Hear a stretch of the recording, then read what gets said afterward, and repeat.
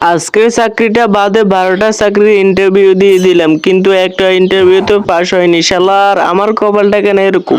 এই যে শুনছেন, আপনার নাম কি মুকুল? আপনার নাম মুকুল হলে স্যার আপনাকে ভেতরে ডাকছে।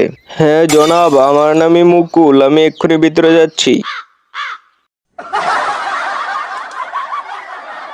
কি মশাই, আজকে কি আপনি আমাদের এখানে ইন্টারভিউ দিতে আসছেন?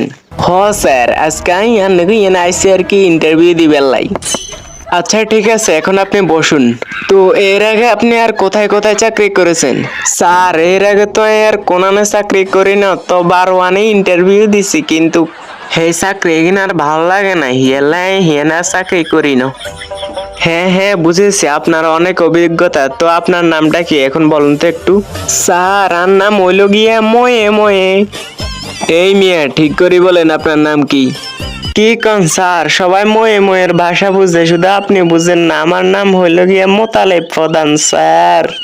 ঠিকই তো, এখন তো সবাই ময়ে ময়ের ভাষা বুঝে, শুধু আমি বুঝি না, আমাকেও বুঝতে হবে।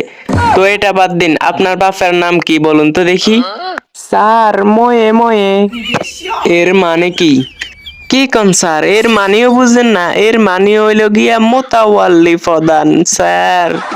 সেটা বাদ দিন, তো আপনার বাসা কোথায়? স্যার আমার বাড়ি হইল গিয়া ময়ে ময়ে। আরে মিয়া কি বলে এগুলা, ভালো করে বুঝিয়ে বলো, তারপর আমি বুঝবো। আরে স্যার এইবার আনে ময়ে ময়ের ভাষা বুঝতে আর নহরে কি বুঝবেন? আর ভাষা হইল গিয়া ঢাকা মিরপুর।